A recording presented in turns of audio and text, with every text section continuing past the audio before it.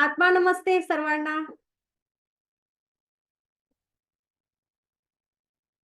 आज recce first session आणि आजचा हा शुभ दिवस आणि ही शुभ घडी अगदी तीच ही वेळ ज्या वेळेत आपण सर्वजण आपल्या संपूर्ण देशामध्ये दिवाळी साजरी करत आहोत आहोत ना.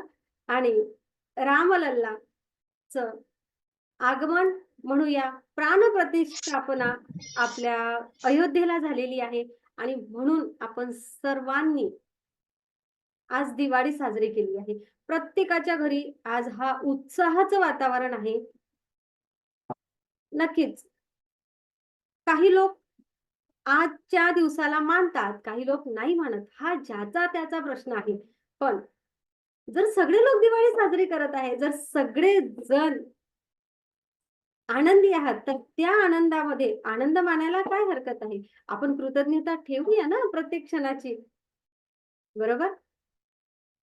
या गोष्टीला एक राजकारण किंवा धर्मकारण ह्या सगळ्या गोष्टी सोडून त्या पलीकडे जाऊन राम हा राम अनुभवूया. बरोबर? जेव्हा राम हा शब्द येतो ना, राम हा कुठून येतो बघा बरं. राम राम उच्चार करत असताना आपल्या नेव्हल चक्रापासून उच्चार येतो बघा. राम या शब्दामागेच खूप मोठं शास्त्र आहे. आणि म्हणूनच फक्त आणि फक्त राम नामाचा महिमा जरी गायला तरीही जन्माचं सार्थक होतं असं म्हणतात. आणि आपण तर या ब्रह्मांडीय ऊर्जेसोबत जुडलेलो आहोत. या ब्रह्मांडीय ऊर्जेसोबत जुडलेलं असताना या राम या नावाला, या नामाला आपण दूर करून कसं बरं चालणार आहे? आपल्यासाठी ही एक येणारी एनर्जी या शब्दामार्फत घेता येतं. आता खरं तर आपण एनर्जी सोबतच जुडलेला आहे म्हणून तुम्हाला सांगण्यास हरकत नाही. किंवा आपण एक सुज्ञ लोक आहोत. आपल्याला मंत्र या गोष्टीचा सुद्धा अर्थ समजतो. मंत्र म्हणजे काय? तर त्या एका विशिष्ट शब्दावर पूर्ण श्रद्धा ठेवून आपण ध्यान धारणा करणे म्हणजेच तो मंत्र आपल्या स्वतःसाठी सिद्ध करणे.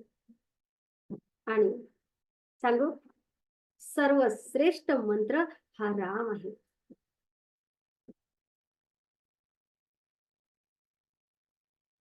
फक्त राम राम राम हा मंत्र स्वतःचा सिद्ध करा आणि या मंत्रामधील, या शब्दामधील ऊर्जा बघा, अनुभवून बघा. जसं आपण हिलर्स सिम्बॉलच्या माध्यमातून ऊर्जा घेतो ना, अशीच मोठ्या प्रमाणामध्ये या ब्रह्मांडाकडून येणारी ऊर्जा राम या शब्दामधून मिळते. जसं आपण आत्मा नमस्ते म्हणतो, बरोबर, तसं राम राम असं म्हणतात. राम राम या राम रामचा अर्थ सुद्धा काय आहे? तर तुझ्या आतमध्ये असलेल्या त्या रामाला माझा नमस्कार. मग राम रामच का? तर प्रत्येकाला त्याच्यामध्ये असलेला राम शोधायचा आहे. हा राम शोधणं म्हणजे काय? तर विपरीत परिस्थितीमध्ये सुद्धा खूप कृतज्ञता बाळगणं.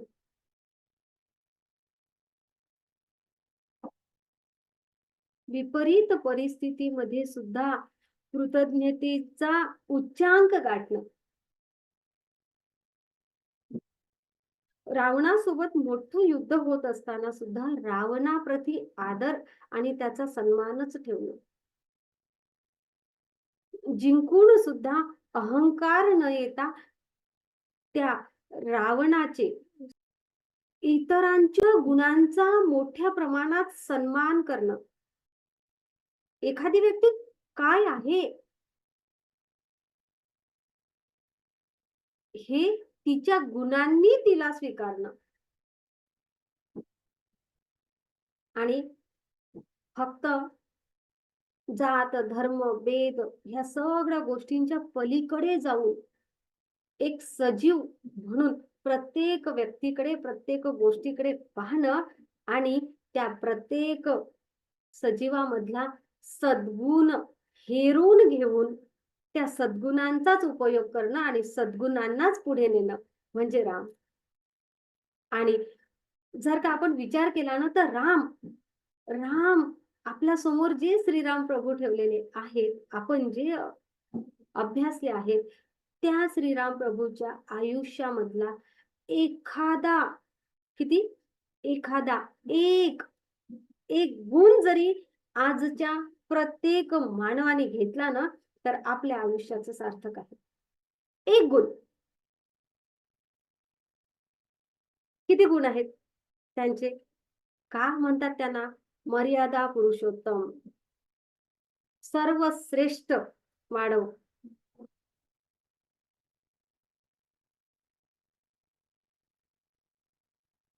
पुरुषोत्तम असून पुरुषांमध्ये उत्तमात उत्तम असून सुद्धा मर्यादा. दोनही गोष्टींचा केवढा मोठा संगम. शूरवीर तेवढेच असूनही तेवढेच नम्र. दोन्ही गोष्टींचा केवढा मोठा संगम.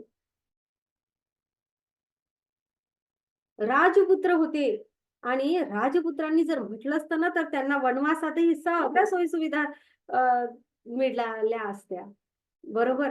पण तरीही दिलेला शब्द त्याच प्रकारे पूर्ण करणे. मानव जन्म जरी होता ना तरीही ते एक भगवंत होते. त्यांनी जर ठरवलं असतं तर अनेक गोष्टी चमत्कारा रूपात ते करू शकले असते आणि पटकन सगळ्या गोष्टी केल्या असत्या, पण नाही. तरीही प्रत्येक वळणावर मानव म्हणूनच परीक्षा दिल्या. आणि सगळ्यात मोठा गुण म्हणजे जो प्रत्येक स्त्रीला हवाहवासा वाटतो. प्रत्येक स्त्रीला असं वाटत असते की मी ज्याला माझा देव म्हणते, माझा पती देव म्हणते, माझा जोडीदार हा फक्त आणि फक्त माझाच असावा असं प्रत्येक स्त्रीला वाटतं, बरोबर. एक इच्छा असते प्रत्येक स्त्रीची की तो ना एकनिष्ठ असावा. आणि हा गुण आहे सगळ्यात मोठा सद्गुण आहे तो श्रीराम प्रभूंमध्ये. की अगदी जेव्हा यज्ञ करायचा होता, होम हवन करायचं होतं, समुद्र पार करण्या अगोदर, बरोबर आहे ना माझं? तेव्हा सीतामाई सोबत नव्हत्या, तर सीतामाईंची मूर्ती बनवली आणि त्यांच्या सोबत त्या मूर्ती सोबत पूजा केली.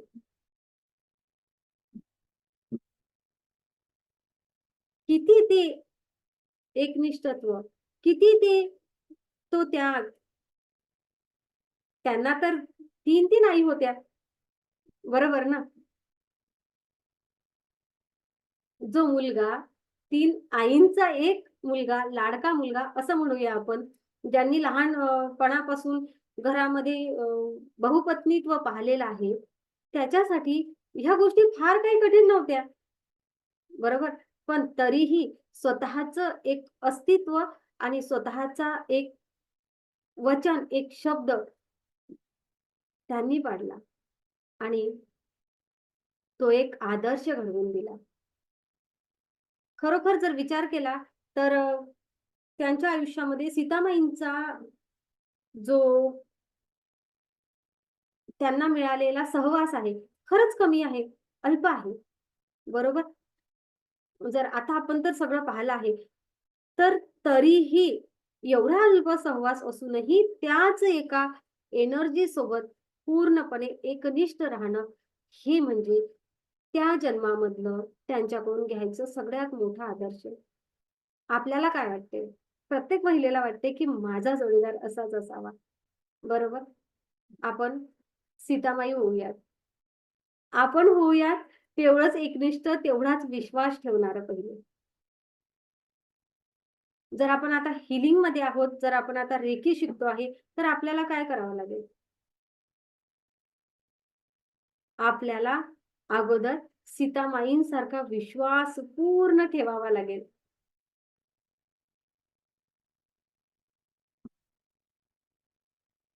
की समोर केवढीही संकट आले, श्रीराम प्रभूंच्या वेशामध्ये रावण गेले होते, तर तरीही माईंनी ओळखलं. एवढं आपल्याला अगदी म्हणजे एखादी नकारात्मक ऊर्जा आपल्यावर हावी होत आहे का, एवढं सुद्धा समजून घेण्या एवढं प्रबळ आपल्याला व्हावं लागणार आहे. आणि नक्कीच ही ब्रह्मांडीय ऊर्जा आपल्याला त्या सगळ्या गोष्टींपर्यंत पोहोचवणार आहे.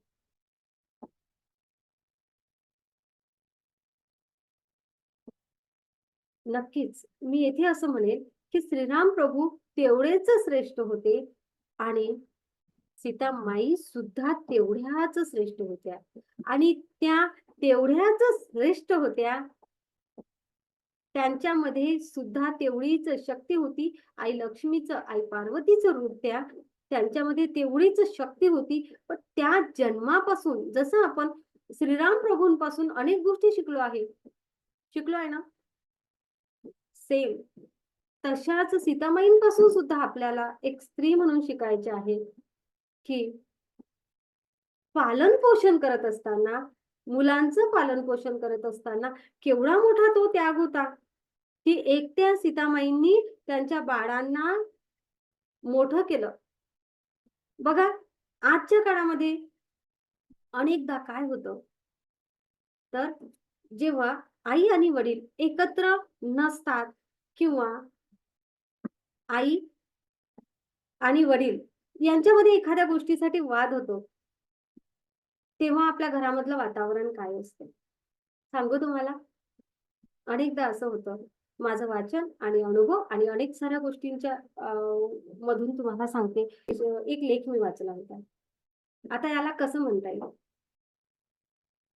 याला खरंच दुश्मन नसते आई. पण आई काय करते?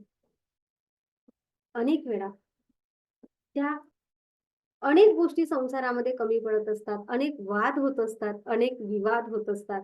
पण अनेक वेळा त्या वडिलांच्या विरोधामध्ये अनेक गोष्टी मुलांसमोर बोलल्या जातात आणि त्यामुळे मुलांच्या मनामधला वडील गढूळ होतो. सीतामाईंकडून आपल्याला काय शिकायचं आहे? काय शिकायचं आहे? सगळ्यात पहिले जेव्हा सीतामाई वनामध्ये होत्या, तेव्हा पहिले तर आहे त्या परिस्थितीमध्ये समाधान मानून एक सहचारिणी म्हणून पूर्णपणे समर्पण आणि आणि सोबत दिली. त्यांनी वनामध्ये सुद्धा त्यांच्यासोबत जाण्यासाठी स्वीकारलं ते.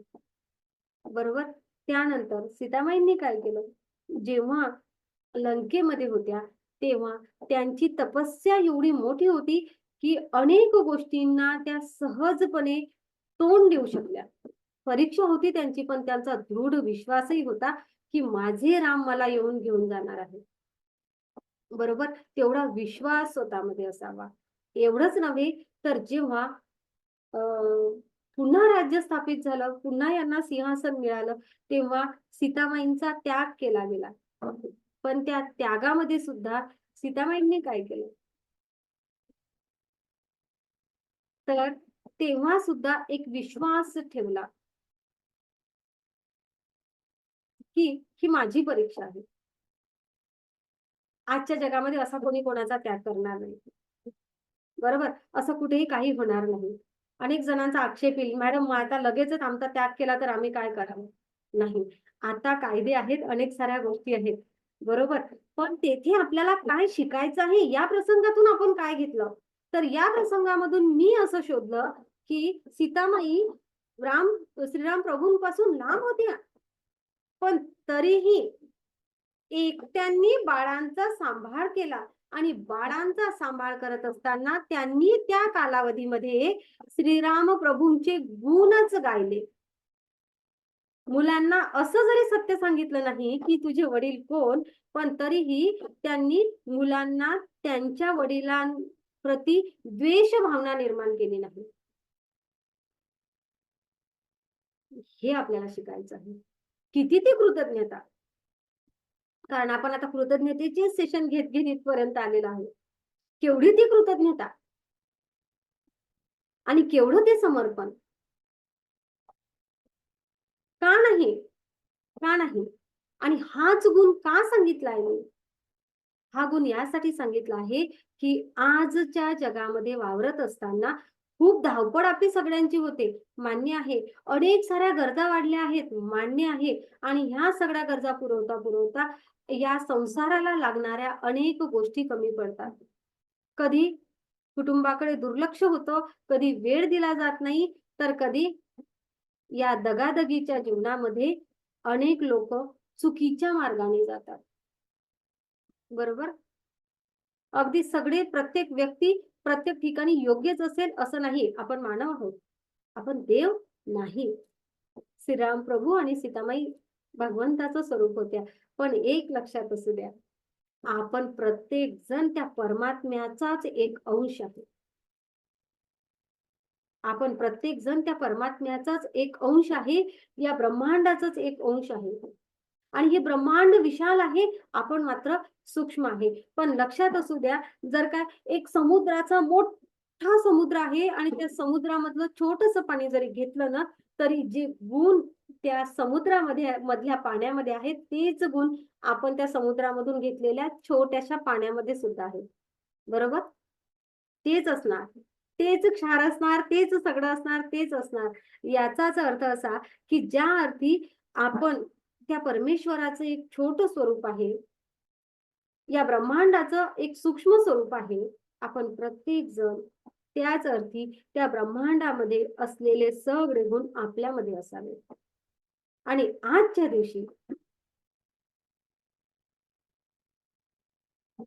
या महत्वाच्या दिवशी आपल्याला या ब्रह्मांडाचे म्हणजेच काय, तर या ईश्वरीय शक्ती आज आपल्यासाठी जी आपल्या समोर आहे ती श्रीराम प्रभू यांच्यामधील गुणांचा आपल्यामध्ये अंगीकार करणे, त्यांची ही गुण आपल्यामध्ये अंगीकारणे म्हणजे खरोखर त्यांच्यासाठी कृतज्ञता आणि खरी आपण त्यांना केलेली प्रार्थना आहे. तुम्ही हजारो रुपयांचे फटाके फोडा, हजारो सगळ्या गोष्टी करा, खूप काही करा, पण जर काय आपण तो गुण त्यांचा स्वतःमध्ये आणू शकलो नाही ना, मग काही अर्थ नाही ह्या सगळ्या गोष्टींना.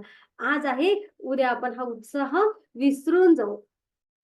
पण जर काय आपल्याला हा उत्साह हा प्रत्येक दिवस असाच ठेवायचा असेल, तर तो श्रीराम आणि हा श्रीराम आपल्या आतमधला श्रीराम आणि हा ईश्वर श्रीराम दोघांना एक होऊ द्या.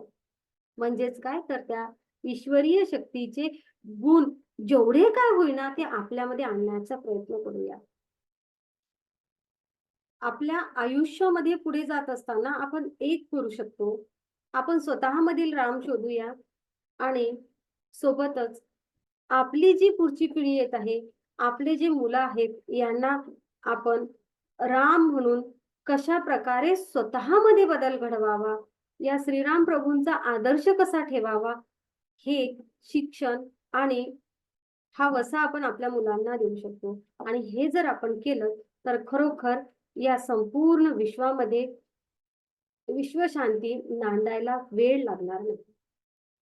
एक उत्कृष्ट अशी पिढी आपण घडवू शकणार आणि उत्कृष्ट अशी पिढी आपण घडवू. हीच आपली आजच्या दिवसासाठी असलेली सद्भावना आपण सर्व म्हणून अर्पण करूया आणि आपल्या सेशनला सुरुवात करूया. थँक्यू. आत्मा नमस्ते.